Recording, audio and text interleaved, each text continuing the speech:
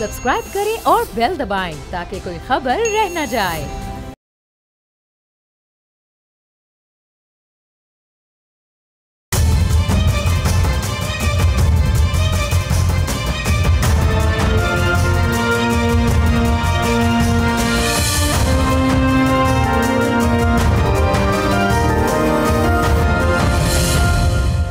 अस्सलाम वालेकुम, आप देख रहे हैं बोल रिपोर्ट्स और मैं हूं बतूल राजपूत। कल एक बहुत अहम प्रेस कॉन्फ्रेंस हुई जो कि अहम होने के साथ साथ ये भी लग रहा था कि it may be it's the last nail in the coffin, लेकिन ये किन वजूहात की वजह से हुआ वो तो हमारे सामने है। लेकिन अब क्या होगा ये एक बहुत बड़ा सवाल है। सियासी तौर पे चीज़ें कैसे अनफोल्ड होंगी, कंट्रोल में रहेंगी या बाहर हो जाएंगी, गवर्नमेंट क्या रोल प्ले करेगी, इसे बात करेंगे। अतातार साहब मुझे ज्वाइन करें, वफाकी वज़ीर इत्तलात व नशियात। बहुत शुक्रिया minister for joining in the show. कल आपका भी इस हवाले से रद्द अमल आया और ख्वाजा आसिफ ने कहा कि DGISPR ने तो अभी बहुत मोहतात अंदाज में बात की है। क्या इससे ज़्यादा भी कहा जा सकता था? क्योंकि एक ये भी राय आ रही है कि it could be said differently, लेकिन आप ये कह रहे हैं कि जो हुआ ठीक हुआ। देखिए, एक तो I endorse every word that he said. हम मुकम्मल तौर पे जो उन्होंने कहा उसकी तौसीक करते हैं और उसको एंडोर्स करते हैं, और हम ये समझते हैं कि इस मुल्क की फ़ौज के ऊपर, इस मुल्क की सालमियत और इसके दिफा के ऊपर और फ़ौज के सरबराह के ऊपर ज़ाती मकासद के लिए और ज़ाती अना की तस्कीन के लिए जो हमले किए जा रहे हैं तरीके इंसाफ की तरफ से, वो काबिल कबूल नहीं हैं। आप इश्यूज़ की बात करें ना, ये गवर्नेंस की बात क्यों नहीं करते? ये आए हमें कहें कि जी हम आपको KP की गवर्नेंस दिखाते हैं पिछले 12.5 साल की, बैठें उस पर बात करें। और आप आए पंजाब की हमें दिखाएं, वफाक की हमें दिखाएं कि जब वफाक में PTI की हुकूमत थी तो क्या डिफरेंस था, अब क्या डिफरेंस है। इकोनॉमी के हवाले से, एक्सपोर्ट्स के हवाले से, फॉरेन एक्सचेंज रिजर्व्स के हवाले से मीनिंगफुल इश्यूज पे बात नहीं होगी। ये जब भी बात करेंगे ये फौज पे अटैक करेंगे, इंडिया के अकाउंट्स उसको पिक करेंगे, अफगानिस्तान के अकाउंट्स उसको पिक करेंगे, और एक तूफान बदतमीजी बरपा होगा, क्योंकि that's the only thing they know. इनको गवर्नेंस तो आती नहीं है तरीके इंसाफ वालों को, ना ही इनको कोई सोशल इश्यूज का पता है, ना इनको पता है कि विमेन एम्पावरमेंट क्या होती है, ना इनको पता है पॉवर्टी रिडक्शन किसे कहते हैं, ना इनको पता है कि सोशल सेक्टर्स को अपलिफ्ट किस तरह किया जाता है। ये हमेशा जब बात करेंगे तो ये गालम गलोच पे करेंगे। एक मुलाकात जेल में होगी, निकल के फौज के सरबराह के खिलाफ जो है वो ट्वीटें करना शुरू कर देंगे, पोस्ट करेंगे सोशल मीडिया के ऊपर। तो देखिए, जो भी बात DGISPR ने की बिल्कुल ठीक की, और मैं भी ये समझता हूँ कि अभी बड़ी मोहतात बात की, there is a lot that could have been said, और हुकूमत बिल्कुल इस पे बिलीव करती है कि ये अब टाइम आ गया है कि इनको कंटेन करना होगा, अदरवाइज ये मुल्क की दिफा को नुकसान पहुंचाएंगे। और ये जो बयानियां बिल्ड करने की कोशिश कर रहे हैं, this is detrimental to Pakistan security. ठीक है, अता साहब ये बताइएगा कि ये भी कहा गया कि हमें ये कहने की ज़रूरत खुद इसलिए पेश आई क्योंकि हालात इस नहज पे पहुंच गए थे और हमें डायरेक्ट होना पड़ा। इसमें ये सवाल उठ रहा है कि गवर्नमेंट अपना रोल वो प्ले नहीं कर सकी PTI के मनफी नैरेटिव को तोड़ने के लिए, जो आप समझते हैं, इसीलिए फिर उनको सामने आना पड़ा। मैं इससे एग्री नहीं करता। मैं समझता हूँ कि हमारी बड़ी बड़ी सिनर्जी है इवन इन्फो डोमेन की ISPR के साथ, और मैं ये समझता हूँ कि ऑब्वियसली उन्होंने ये जरूरी था उनका आना, बिकॉज एक डायरेक्ट अटैक था, और हम तो रोज इस पे बात करते हैं और रोज इसको काउंटर करते हैं। और अगर आप बयानिए की बात करें तो आई थिंक जंग के दौरान आपने देखा कि एक सैनर्जाइज्ड एफर्ट था और एक भरपूर तरीके से बयानिया बनाया गया, और अभी भी हम पूरा एक हमारी कैपेसिटी है इसको डील करने की। बट ऑब्वियसली एक टाइम होता है हर चीज़ का, और ये टाइम था कि उनको आना था, और उन्होंने दुरुस्त किया आके, और डायरेक्ट जो है वो उसको रिस्पॉन्ड किया इस मनफी प्रोपेगेंडा को। और हम बिल्कुल एक पेज पे हैं, हमारी कोई फर्क बात नहीं है, जो बात उन्होंने की वही हम भी करते हैं। So I think there is no difference of opinion on narrative. ठीक है, अब चूंकि आप दोनों फरीकैन ने, अब एस्टैब्लिशमेंट ने ISPR के थ्रू रियासत अब ये समझती है कि सिक्योरिटी थ्रेट है इमरान खान, तो अता साहब अब आगे क्या होगा? आप इसको एग्जीक्यूट कैसे करेंगे? क्या उनके खिलाफ ऑफिशियल सीक्रेट एक्ट के तहत मुकदमात बनेंगे? क्योंकि उन्होंने नफ़ी की, जब उनसे सवाल किया गया कि माजी में अगर ये इस्तेलाह इस्तेमाल होती थी तो हमने बराह रास्त कभी किसी को नहीं कहा, अब हमने कह दिया तो we will see through it. तो अब करेंगे क्या इनके खिलाफ, इमरान खान के खिलाफ? देखिए, पहली बात तो ये है कि एक तो मुलाकातें बंद हैं, और क्योंकि मुलाकातों में खिलाफ वर्जी हुई है, जेल मैनुअल में, जेल रूल्स के अंदर एक तरीकेकार मौजूद है, एक बाकायदा उसका लेट डाउन उसके अंदर रूल्स हैं, उसकी वायलेशन हुई है, बड़ी क्लियर वायलेशन हुई है। और पॉलिटिकल बातचीत उसमें ममानियत है, वो की गई है, एंटी स्टेट बल्कि बातचीत की गई है, जिसका तो बिल्कुल तसव्वुर ही नहीं है। तो ये तो जेल की मुलाकात होती है कि वेलबींग पता करें कैदी की, लीगल मामला डिस्कस हो, बट इन्होंने जो हदें पार की हैं, एक तो मुलाकात अब उस्मा बीबी की भी बंद है, बाकियों की तो बंद थी बिकॉज उन्होंने वायलेशन की थी। दूसरा, अडयाला के बाहर अब मजमा नहीं लग सकेगा। ये चाहे वजीर आला आए इनका, केपी का, जो मर्जी आए, वहां पे किसी को इजाजत नहीं होगी कि वो मजमा इकट्ठा करें या वहां पे कोई हंगामा करने की कोशिश करें। इस पे भरपूर जो है वो एक्शन लिया जाएगा कानूनी तौर पे। और ये जो रोज का एक वहां पे कोशिश करते थे कि एक स्टैंड ऑफ हो, उसकी अब इजाजत नहीं है। एंड देखिए बाकी भी मामला अगर आप देखें, अभी इनको सजा हुई है 190 मिलियन पाउंड के मेगा करप्शन केस में। इनकी जमात का निशान गया है, इन्होंने पार्टी इलेक्शन अपने नहीं कराए, इनकी अपनी गलती है। इन्हें फॉरेन फंडिंग के केस में सजा हुई है, इनके बाकी केसेस हैं। तो मैं ये समझता हूं कि ये पार्टी के हवाले से इनके बहुत सारे लोग हैं, जिस तरह शेर अफजल मरवत साहब हैं, बहुत सारे लोग ये सोच रखते हैं कि हमें जाती मफाद के लिए और सियासी मफाद के लिए मुल्क को, कौम को नुकसान नहीं पहुंचाना चाहिए। लेकिन अता साहब ये वाज़ेह कीजिएगा कि फिर क्या सोहेल आफरीदी को आप गिरफ्तार करेंगे अब वो आए अडयाला जेल के बाहर? क्योंकि केपी के इंफॉर्मेशन मिनिस्टर ये कह रहे हैं कि हम मंगल को जाएंगे मुलाकात करने के लिए, अगर मुलाकात नहीं करने दी गई तो मज़ामत करेंगे। नहीं, देखें, चीफ मिनिस्टर को तो वापस कर देंगे ना, चला जाए वहां से, मतलब वो कॉन्स्टिट्यूशनल ऑफिस होल्डर है, जाए अपने सूबे का काम करें। वो ये मैंडेट तो नहीं लेके आए ना कि उन्होंने जेल के बाहर इंतजार करना है। मैंडेट तो लेके आए हैं कि केपी के लोगों की खिदमत करनी है, हेल्थ में, एजुकेशन में काम करना है, सोशल सेक्टर्स में काम करना है, इंफ्रास्ट्रक्चर डेवलपमेंट करनी है। तो वो ये मैंडेट लेके आए थे। अब उनको ऑब्वियसली वहां से वापस करेंगे। बट हैविंग सेड दिस, देखिए मुल्क दुश्मनी में आप अल्फाज के अलावा क्या कर सकते हैं? आप IMF को लेटर लिख सकते हैं कि मुल्क को बेल आउट ना किया जाए, और ये दुआ कर सकते हैं कि मुल्क डिफॉल्ट कर जाए, आप कर चुके।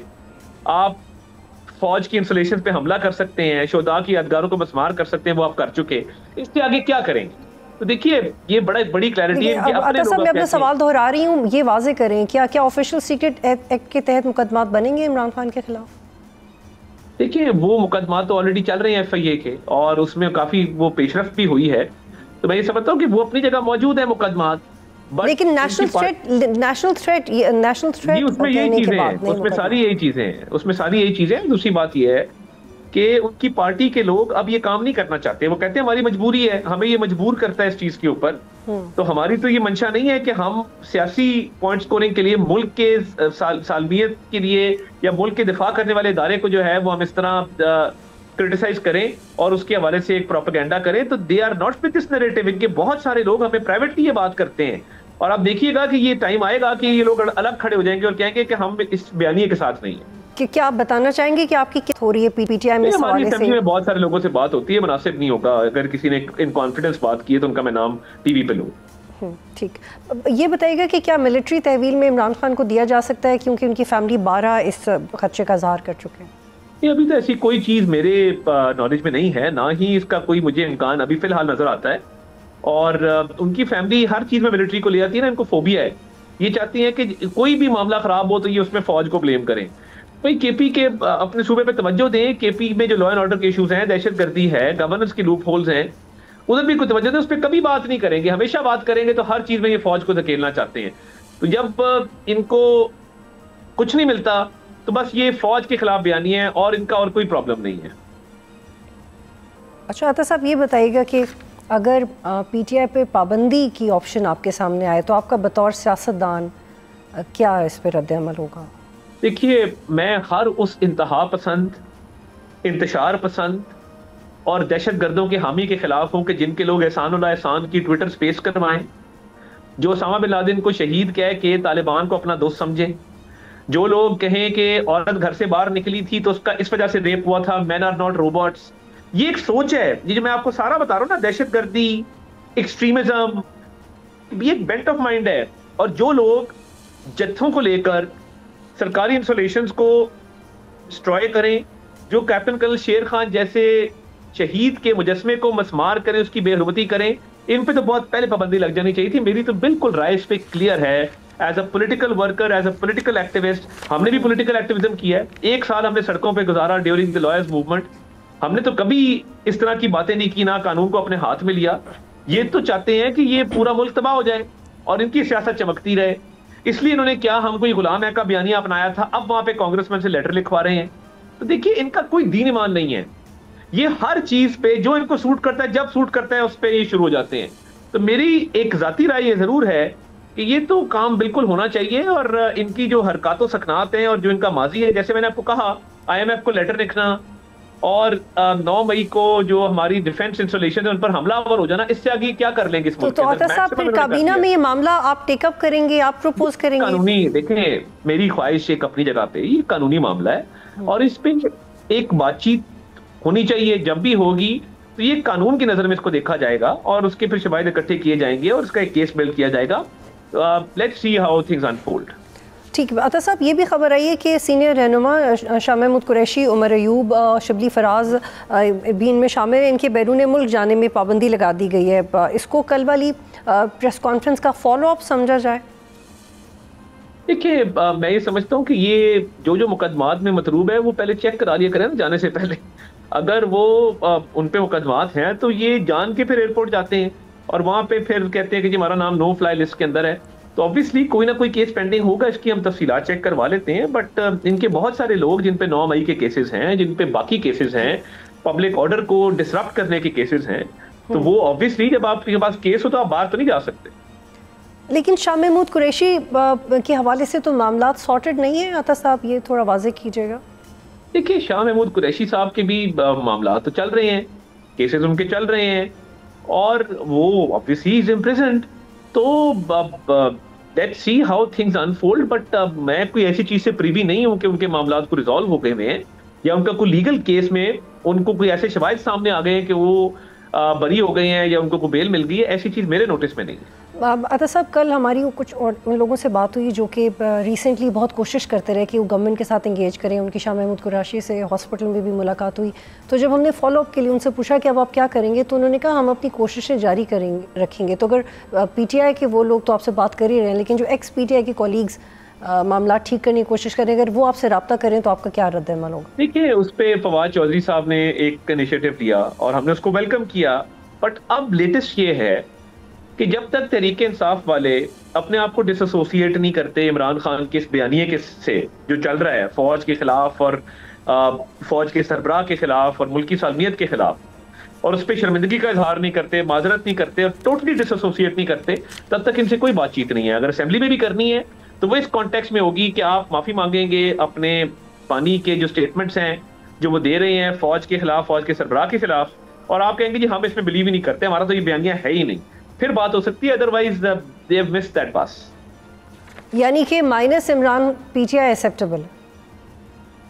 आप कह सकते हैं जी, बिल्कुल minus Imran Khan and minus this mentality जो फौज और फौज के चीफ के खिलाफ और मुल्क के दिफा के खिलाफ है। देखें हम पॉलिटिशियन हैं, मेरे पे कोई साफी भी तनकीद करता है हम उसको वेलकम करते हैं।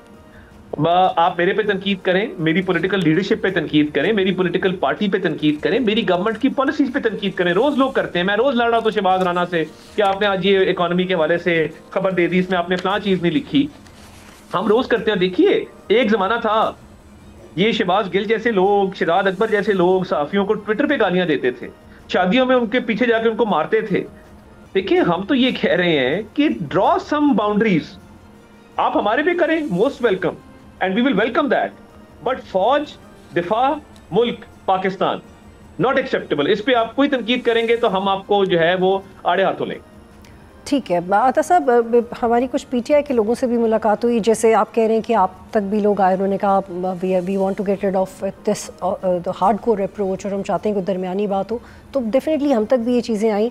और उनका ये कहना था कि सोहेल आफरीदी और बाकी लोगों को ये समझा रहे हैं कि DG ISPR की प्रेस कॉन्फ्रेंस पे इसके बराबर का जवाब ना दें, जो आपको बुरा लगा उस पर आप शिकायत कर सकते हैं लेकिन सेम टोन ना अपनाएं। आपको लगता है कि अगर PTI अपनी टोन सॉफ्टन करे तो फिर आप लोग भी उनके लिए रूम बनाने की कोशिश करेंगे, इवन माइनस इमरान खान और whatever, but if they calm down a bit? देखिए बात ये है कि टोन से क्या फर्क पड़ता है, तमाम हदें पार कर चुके हैं आप, टोन जैसी मर्जी रखें आप। आपके बानी के अकाउंट से गालियां दी जाती हैं, आपके बानी के अकाउंट से इंडियन उसको पिक करते हैं, अफगानिस्तान उसको पिक करता है। एक फौज जिसने भी जंग जीती है और दोनों बॉर्डर्स को सिक्योर किया है, अपने मुल्क को सिक्योर किया है, जो रोज कुर्बानियां दे रही है, आप जब तक उस बयानिए को नहीं छोड़ते, इनकी कोई रियायत नहीं किसी किस्म की। ये soft tone hard tone doesn't matter anymore. बात बहुत आगे निकल चुकी है इस चीज से। तो अता साहब, how do you imagine this कि एक गवर्नमेंट जिसमें ऑपोजिशन का हिस्सा कौमी असम्बली में भी है, केपी में उनकी गवर्नमेंट है, पंजाब में उनकी ऑपोजिशन है, how would you handle that? ठीक है, उनके अफ़गानिस्तान से ताल्लुकात हैं, भारत से ताल्लुकात हैं, उनका नैरेटिव, लेकिन वो जो बाकी सीटें उनके पास हैं उनका क्या करना है? इलेक्शंस होंगे। देखिए मैं ये समझता हूँ कि एक प्रोसेस है मुल्क के अंदर डेमोक्रेटिक, एंड फिजल आउट। बहुत सारी गलतियां इन्होंने खुद की, इलेक्शंस के बॉयकॉट करके और असेंबलियां तोड़ के उस वक्त, और ये सारा कुछ देखें इनका अपना किया धरा है ना, तो इनसे तो कोई इंगेजमेंट नहीं है। अगर कोई कहे कि इस वक्त जो इंडिया पाकिस्तान के खिलाफ बयानी चला, इंडिया से एंगेजमेंट करें, भाई क्यों करें? मुल्क के खिलाफ एक चीज है। तो हमारा इनके बारे में भी ये नजरिया है और इसमें हमारा कोई कसूर नहीं है। हमने कई दफा बातचीत की कोशिश की, कमेटियां बनी, इनको बिठाया, इनको एंगेज किया, मगर ये चीजों को स्नैच पे ले जाते हैं जहां पे ये समझते हैं कि ये सियासी मुखालफत नहीं, ये दुश्मनी है। और अगर दुश्मनी तो फिर दुश्मनी सही, फिर दुश्मनी का यही अंजाम होता है जो हो रहा है।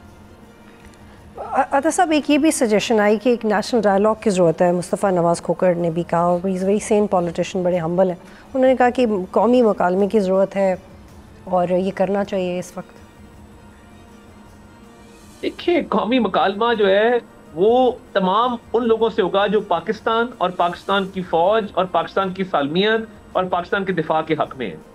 जो कोई इसके खिलाफ है उससे कोई बातचीत नहीं है, इट्स वेरी क्लियर। और देखिए, अगर कौमी बयानिया को बनना है या कौमी को डायलॉग होना है तो उसमें ऐसे लोग क्यों बैठे हैं कि जो पाकिस्तान को कहते हैं कि जी डिफॉल्ट कर जाए, जो कहते हैं कि जी पाकिस्तान के टुकड़े हो जाए खुदा ना खास्ता, तो इन लोगों से कोई बातचीत नहीं है, ना ये किसी प्रोसेस का हिस्सा होने चाहिए। अच्छा, ये बताइएगा अता साहब कि गवर्नर राज के चांसेस कितने हैं केपी में? देखिए, ये एक ऑप्शन मौजूद है, it's a serious and constitutional option which is available to the government. ये डिपेंड करता है सीएम केपी के बिहेवियर पे। जैसे भी एनएफसी की मीटिंग में आए, बड़ा खुशाइंद है, वेरी गुड। अगर वो बिहेव नहीं करेंगे और वो मामलात को खराब करेंगे और वो नेगेटिव होंगे towards governance, towards people's issues, towards counter terrorism, towards law and order, तो फिर देखिए जब गवर्नेंस का गैप होगा वो तो फिल होना ही होना है और लाजमी होना है। तो लेट्स होप के बेटर सेंस प्रिवेल्स और ये बिहेव करे। आखिरी सवाल, ये भी रिपोर्ट किया जा रहा है कि there is a slight friction between establishment and government. एक पेज पे शायद नहीं है, परफॉर्मेंस की वजह से। देखिए, बात ये है, ये क्या सराइयां सुन सुन के ना मैं थक गया हूँ। ये पीटीआई की ख्वाहिश तो हो सकती है, but let me assure you, ये सिंगल पेज ही है हर हवाले से, and there is total unanimity of thought and action, there is total unity, और कोई दरार नहीं है, कोई क्रैक नहीं है। कोई थोड़ी सी भी अगर कोई समझता है ना तो ये उसकी खाम ख्याली। अल्हम्दुलिल्लाह ये एक अच्छा टीम वर्क है जो जंग में भी नजर आया, जो डिप्लोमेसी में नजर आया, जो इकोनॉमिक एफर्ट्स में नजर आ रहा है।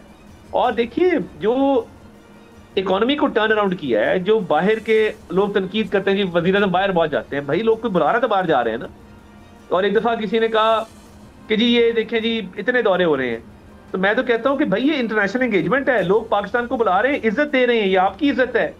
इधर इतने डेलीगेशन आ रहे हैं, अभी किर्गिज प्रेसिडेंट गए हैं, अभी और लोग आ रहे हैं, उससे पहले इतने दौरे हुए हैं जो लोग पाकिस्तान में आ रहे हैं। एससीओ कॉन्फ्रेंस हुई मुल्क में 12 साल बाद, तो ये तो फख्र की और खुशी की बातें होती हैं। और इकोनॉमिक टर्न अराउंड पीटीआई ने क्या किया था इकोनॉमी के साथ, और अब इकोनॉमी जो है वो रिवाइवल के ट्रैक पे अल्हम्दुलिल्लाह उड़ान पाकिस्तान के तहत इकोनॉमी जो है वो तरक्की कर रही है। सारों के सामने है, पीटीआई को बहुत ज्यादा चीजें नहीं मिली हैं हाईलाइट करने के लिए। तो आई थिंक ये किसी की खाम ख्याली जरूर हो सकती है, बट इसमें हकीकत नहीं है। बहुत शुक्रिया इंफॉर्मेशन मिनिस्टर अतातार साहब प्रोग्राम में ज्वाइन करे थे। यहाँ पे एक ब्रेक लेते हैं, फिर वापस आएंगे।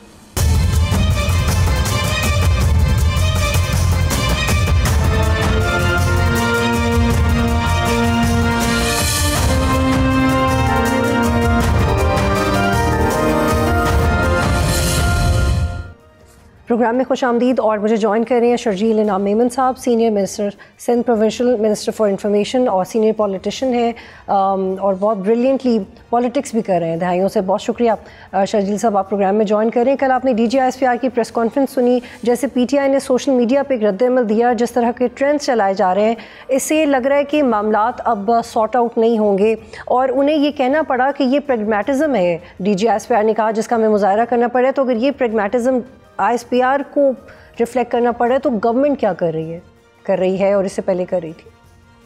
बिस्मिल्लाहिर्रहमानिर्रहीम, शुक्रिया जी। देखिए जी, कल जो DG ISPR साहब की जो थी प्रेस कॉन्फ्रेंस, वो उस रिएक्शन में थी जो कि सोशल मीडिया पे फिर इमरान खान ने अपने सोशल मीडिया अकाउंट्स पे और उनके सोशल मीडिया जो उनके पूरा एक सोशल मीडिया ब्रिगेड है उनकी, जो कि बाहर से ऑपरेट करती है और पाकिस्तान के ख़िलाफ़, पाकिस्तान के इदारों के ख़िलाफ़ जो है घिनौनी साजिशें शुरू कर देती है। और फिर जो भी अनाप शनाप जो उनके जहन में आता है वो फिर सोशल मीडिया पे वो कहना शुरू कर देते हैं। तो ये सारी चीज़ें जो मैं समझता हूँ कि ये बहुत बड़ा चैलेंज थी जो कि इसको एड्रेस करना ज़रूरी था, क्योंकि इमरान खान के ही दरख्वास्त पे उनकी फैमिली की मीटिंग, उनसे मुलाकात करवाई गई।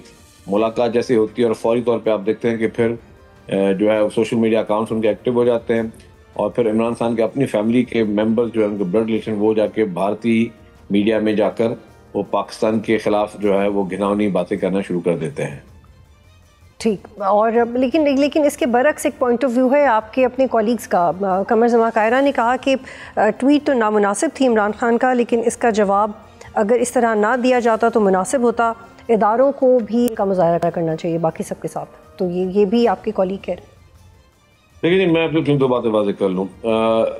डेफिनेटली कायरा साहब ने अपनी एक राय रखते हैं और वो काफ़ी नहायत सीनियर सियासतदान है, लेकिन अब अगर आप किसी इदारे के सरबराह के लिए आप कोई बात करेंगे और गैर मुनासिब बात करेंगे, और ना सिर्फ इदारे के सरबराह के लिए, जब आप पूरे उस इदारे को के ख़िलाफ़ साजिशें करेंगे, आपके सोशल मीडिया के अकाउंट्स जो है उस इदारे को टारगेट करेंगे, फिर आप जो है भारत में बैठकर, भारतीय मीडिया पे बैठकर पाकिस्तान के खिलाफ आप बात करेंगे, तो ज़ाहिर है उस इदारे की तरफ से रिएक्शन तो आएगा। और वो रिएक्शन उसी का था रिएक्शन कि उनको जो है जिस तरीके के इसने इमरान खान के उस ट्विटर अकाउंट्स में या उनकी बहन ने जिस तरह की भारत में बैठ के बातें कर रही हैं भारतीय मीडिया पे, डेफिनेटली रिएक्शन तो आना था। और अगर ये बात की जाती है कि PTI को बैन किया जाए, तो आपकी पोजीशन क्या होगी? क्योंकि माजी में हमने देखा है कि बिलावल भुट्टो इस तरह के सियासी इंतहाई इक़दाम को अवॉइड करते हैं, लेकिन क्या अब जब ये कहा जा रहा है कि इंडिया को सर्व कर रहे हैं और अफ़गानिस्तान के नैरेटिव को बिल्ड कर रहे हैं, तो फिर क्या अगर बैन की बात होती है तो आप इसका साथ देंगे? देखिए जी, ज़ाती तौर पे हम किसी भी ऑर्गेनाइजेशन को बैन करने के हक में नहीं होते, कभी भी पीपल्स पार्टी नहीं होती, लेकिन उस पॉलिटिकल पार्टी का भी ये फ़र्ज़ है कि अपने इखलाक के दायरे में रहे। अगर पॉलिटिकल पार्टी वो तमाम दायरे अख्तियार जो है उसको क्रॉस करके और अनगाइडेड मिसाइल बनकर वो अपने इदारों पर जो है वो हमले करना शुरू कर दे, अपने मुल्क के खिलाफ साजिशें शुरू करना शुरू कर दे, बाहर मुल्क से लॉबियस्ट हायर करके अपने मुल्क के खिलाफ साजिशें शुरू कर दें। आपने देखा होगा कि जेरूसलम पोस्ट पे एक आर्टिकल आया था जिसमें उन्होंने कहा था कि इमरान खान उनके लिए और इसराइल को साथ पाकिस्तान के ताल्लुकात के लिए बेहतर एक किरदार अदा कर सकते हैं। अब वही इसराइल जो है जिसने पूरे दुनिया को पता है जैसे कि मुसलमानों की नस्ल कुशी की, जिस तरीके से बेईमाना तरीके से उसने अपने पूरे पड़ोसी ममालिक में बैठकर मुसलमानों को निशाना बनाया, उनकी लीडरान को निशाना बनाया, उनकी आवाम को निशाना बनाया, उनके इमलाक को निशाना बनाया। लाखों की तादाद में आज भी फ़लस्तीनी जो हैं जिस कर्ब का उससे गुजर रहे हैं, और उसी मुल्क जो है वो अगर इमरान खान के फेवर में बात करें, फिर आप देखें कि जहाँ पे फॉरेन फंडिंग केस में भारत और इसराइल की तरफ से जिस तरीके से इमरान खान को फंडिंग की गई फॉरेन फंडिंग केस में, उसके अकाउंट नंबर्स सारी चीज़ें मौसर है। फिर होगा कि शहीद अरशद शरीफ ने भी एक प्रोग्राम किया जिसमें उसने ये सारी चीज़ें आया की थी कि जी किस तरीके से जो है वो भारतीय और इसराइली लोग उसको फंडिंग कर रहे हैं। तो ये हम तो नहीं चाहते कोई पार्टी जो है बैन किया जाए, लेकिन अगर पार्टी खुद इस चीज़ पर तुली हुई है कि उसने हर वो काम करना है जो कि ना पाकिस्तान के आईन इजाज़त देता है ना पाकिस्तान का कानून इजाज़त देता है। पॉलिटिक्स के जरिए होती है। पॉलिटिक्स में इस तरीके के कभी आप अपने इदारों को जो है वो बदनाम नहीं करते, अपने इदारों के ख़िलाफ़ जो है आप साजिशें नहीं करते और इदारों को निशाना नहीं बनाते। इससे पहले माजी में अगर आपने देखा हो कि सारी पॉलिटिकल पार्टीज ने एहताब सहे हैं और मुख्तलिफ औक़ात में उनके साथ मुख्तलिफ चीज़ें हुई हैं। सबसे ज़्यादा अगर कोई निशाना बना है तो पाकिस्तान पीपल्स पार्टी बनी है। कायद अवाम शेख जुल्फ़िकार अली भुट्टो साहब का अदालती कत्ल किया गया, मोहतरमा बेनज़ीर भुट्टो साहबा को शहीद किया गया। ये जेलें मोहतरमा आसिफ ज़रदारी साहब 12 साल बग़ैर किसी कन्विक्शन के वो जेल में रहे। कभी आपने देखा कि पाकिस्तान पीपल्स पार्टी ने कभी किसी इदारे को निशान बनाया हो? डायरेक्टली इनडायरेक्टली कभी भी पाकिस्तान पीपल्स पार्टी ने कभी भी इदारों को कंट्रोवर्शियल नहीं किया, अपने अफवाज को के खिलाफ साजिशें नहीं की, जहर अंगेजी नहीं की। इसके बरक्स बाकी पॉलिटिकल पार्टी जब अताब में होती हैं तो इदारों के खिलाफ बोलना शुरू कर देती हैं या उनके खिलाफ साजिशें शुरू कर देती हैं। लेकिन पीपल्स पार्टी वाहिद जमात रही है जिसने हर मुश्किल वक्त में, मोहतरमा की शहादत के वक्त पे भी मोहतरमा आसिफ अली ज़रदारी साहब ने पाकिस्तान खप्पे का नारा लगाया। तो लेकिन तो शर्जील साहब, आपके कहने का मतलब ये है कि अगर पीटीआई खुद अपने पॉलिटिकल एक्टिविटीज़ या नैरेटिव के तहत बैन होगी तो होगी, आप ये सपोर्ट नहीं करना चाहेंगे, लेकिन रोकेंगे भी नहीं अगर बैन हो रही हुई तो? अभी तो बैन की कोई बात आई नहीं, तो वो कबल वक्त है, मैं उस पर पहले कमेंट नहीं कर सकता। लेकिन पीटीआई को अपने ही पॉलिटिक्स को सुधारना चाहिए, पीटीआई को अपने उस तर्ज सियासत को ठीक करना चाहिए। अगर जिस राह पे पीटीआई चल पड़ी है और चल रही है मुस्तकिल तौर पे, उसमें तो फिर हम या और कोई क्या कर सकता है? अगर वो खुद एक इंसान को कहता है कि आप बैल मुझे मार, उसने पाकिस्तान के खिलाफ साजिश भी करनी है, उसने मुल्क के इदारों के खिलाफ साजिशें भी करनी है, उनके खिलाफ भी उन्होंने हज़ाराशाही करनी है, तो फिर तो वो खुद वो सुसाइडल मिशन पे लगे हुए हैं। अब अच्छा शर्जील साहब, कुछ की ये भी ओपिनियन है कि इस मौके पे अगर आसिफ अली जरदारी अपना किरदार अदा करें, उनको पॉलिटिकल जीनियस समझा जाता रहा है बहुत अरसे से और अभी भी समझा जाता है, तो क्या विल ही होल्ड बैक या वो कुछ मिसालें करवाना चाहेंगे? आसिफ अली जरदारी साहब जो है वो हमेशा उन्होंने सालसी का किरदार अदा किया है, हमेशा जोड़ने की बात की है। लेकिन आपको याद होगा जब ये अभी रिसेंट इलेक्शन 2024 के हुए थे, तब भी जब पीपल्स पार्टी की सीसी ने कहा कि हम हुकूमत बनाने के लिए पीटीआई से भी रब्ता करते थे, इमरान खान ने मना कर दिया, हम पीपल्स पार्टी से बात नहीं करेंगे। आज भी पीटीआई की क़यादत ये कहती है कि हम किसी पॉलिटिकल पार्टी से बात नहीं करेंगे, हुकूमत से भी बात नहीं करेंगे, हम बात एस्टेब्लिशमेंट से करेंगे। तो अब अगर वो खुद आप देखें कि वो कोई सालसी का किरदार कैसे अदा कर सकता है कि जिसको वो कहता है कि हमें बात ही नहीं करनी किसी से। और अभी कुछ देर पहले हमने गवर्नमेंट का भी पॉइंट ऑफ व्यू लिया, तो उन्होंने भी यही कहा कि बातचीत के इम्कानात बहुत कम है। आप भी कह रहे हैं कि बातचीत के इम्कानात बहुत कम है, लेकिन डिप्लोमेसी तो वॉर में भी होती है। What else can be done Sharjeel Memon साहब? कुछ तो किया जा सकता है। मैंने कहा कि जी आप अगर बात किस तरह से करेंगे आप किसी से भी, कि जबकि उनकी पार्टी कहती है कि हमें आपसे बात ही नहीं करनी है, और वो खुद उन्होंने तो अनाउंस किया कि हमें किसी सियासी आदमी से बात नहीं करनी, तो आप कैसे बात करते? अगर आपने मुझे बात नहीं करनी तो आप जबरदस्ती में आपसे बात तो नहीं कर सकता। अगर मैं अभी शो में आपके ना आना चाहूँ, मुझे जबरदस्ती आप शो में नहीं बिठा सकती, तो अगले की विल भी चाहिए होती है ना। लेकिन जबरदस्ती डिप्लोमेसी तो होती ही रही है तारीख में, किसी को इन्वॉल्व किया जा सकता है, मीडिएट करवाया जा सकता है। मैं आपको बता दूं, डिप्लोमेसी कभी भी जबरदस्ती नहीं होती। डिप्लोमेसी में दो फरीकीन को करीब लाने के लिए, मुसालित करने के लिए जब बीच वाले किरदार अदा करते हैं, तो दोनों को फ्लेक्सिबिलिटी लानी पड़ती है। यहाँ पे इमरान खान या पीटीआई फ्लेक्सिबिलिटी की तैयारी नहीं है। लेकिन आप कह रहे हैं कि दोनों फरीकैन को फ्लेक्सिबिलिटी की जरूरत है? नहीं, अगर आपने सालसी करानी है तो आपने दो लोगों के बीच में करानी है ना। तो लेकिन मैं कहूँगा कि अगर पीटीआई की बात की जाए तो पीटीआई तो बात करने के लिए भी तैयार नहीं है ना। और अगर पीटीआई के कुछ लोग आपसे रब्ता करें या आपसे बात हो कि हम बातचीत करने के लिए तैयार हैं, सब group of people from PTI, तो क्या आप उनको हेल्प आउट करेंगे? क्योंकि पीटीआई में बहुत सारे लोग परेशान हैं अपनी सियासत को लेके। देखें जी, आज जिन कुछ लोगों की आप बात कर रही है ना, उनकी इतनी से नहीं है पार्टी में। अगर से हो तो मुझे कोई जून बात कर रहा हूँ, मेच्योर बात हो रही है, से है सिर्फ इमरान खान की, और इमरान खान जो है वो किसी से भी बात करने के लिए तैयार नहीं है। तो क्या आप ये समझते हैं कि पीटीआई से पॉलिटिकल गलती हुई है? आजकल ये बात बहुत दोहराई जा रही है कि जब लास्ट टाइम इलेक्शंस हुए थे तो आपकी तरफ से प्रपोजल आया था कि मिलके गवर्नमेंट बना लें, इंडिपेंडेंट्स की तादाद आए और पीपल्स पार्टी के साथ मिलके, लेकिन डिक्लाइन कर दिया। अगर उस वक्त ये ऑफर ले ली होती तो मुल्क के हालात बहुत अलग होते। देखिए, भले पीटीआई गवर्नमेंट बनाती, मैं नहीं बोला गवर्नमेंट बनाया, हमने पीपल्स पार्टी ने भी गवर्नमेंट तो नहीं बनाई है, पीपल्स पार्टी की गवर्नमेंट का ऐसा नहीं है, लेकिन हमने कहा कि कोई ना कोई पॉलिटिकल प्रोसेस आगे चलता रहे। PTI was rigid, they should not be rigid. अगर वो उस वक्त थोड़ी सालसी दिखाते, अपने नरम गोशा दिखाते या सॉफ्ट कॉर्नर दिखाते, तो भले गवर्नमेंट नहीं बनाती, तो एक फेस सेविंग मिल जाती पीटीआई को और आगे चीजें चल जाती। अब एक तरह से वो बिल्कुल रिजिड बने हुए हैं कि उन्होंने ना किसी से मुसालत करनी है और ना उन्होंने पाकिस्तान में किसी से बात करनी है। हर वो काम करना जो रेड लाइन है वो सारी क्रॉस करनी है। सोशल मीडिया हो, गैर मुल्की जरीदे हो, मुश्किल आपके दुश्मन ममालिक भारत हो, हर जगह पे आपने पाकिस्तान की रुसवाई दिखाने के लिए अपनी कोशिश करनी हो। तो अल्लाह ने बहुत बड़ी करम किया हुआ कि पाकिस्तान इन सारी साजिशों से निकल गया है, तो उन्होंने तो कोई कसर नहीं छोड़ी किसी भी वक्त जो है पाकिस्तान के खिलाफ साजिश करने। जब आप देखेंगे जब इंडिया और पाकिस्तान वॉर शुरू हो गई थी, उस बीच में आपने अगर पीटीआई के इंटरनेशनल अकाउंट देखे तो उन पर क्या चल रहा था, यही जो यहाँ पे लोग जो बाहर मुल्क जा चुके हैं वो बैठ के क्या किस तरह की बातें कर रहे थे? किसी एक ने इस तरह की बात की? या इमरान खान की बहन जो वो भारत में बात कर रही थी जब इंटरव्यूज पे, तो क्या उन्होंने पहलगाम वाकये की बात की? क्या उन्होंने पाकिस्तान इंडिया उस पर बात की? क्या उन्होंने बताया कि जी हाँ कितने जहाज भारत के गिराए गए थे और किस तरह उनको आप भारतीय मीडिया के का सहारा बनते जा रहे हैं? शर्जील मेमन साहब, वो लोग जो अलीमा खान को सपोर्ट कर रहे हैं उनके इंटरव्यूज में, उनकी दलील ये है कि वो कोई डिफेंस एनालिस्ट थोड़ी है, उनसे उन्होंने इमरान खान के बारे में बात करनी थी ना, वो शायद जहाज़ों के बारे में इतना इल्म नहीं रखती होंगी।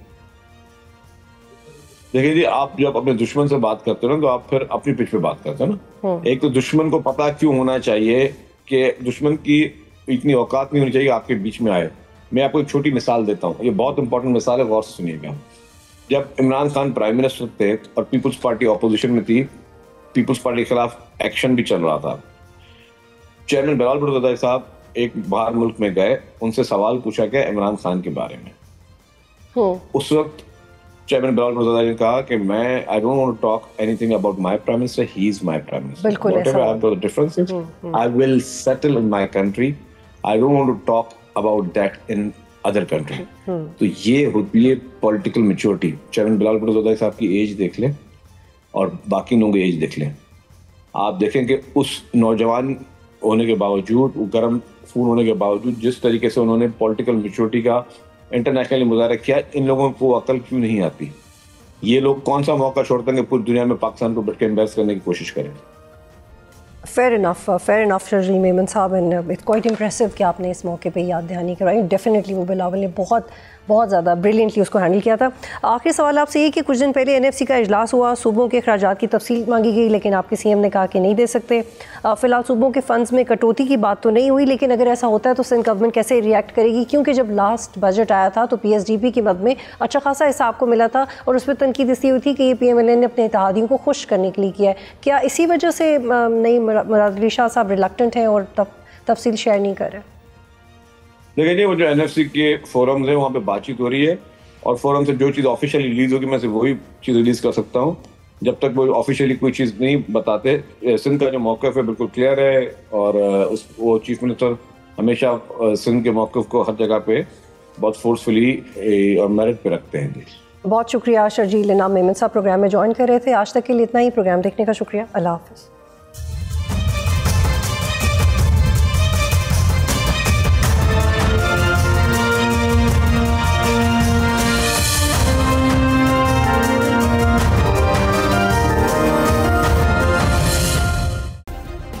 सब्सक्राइब करें और बेल दबाएं ताकि कोई खबर रह न जाए।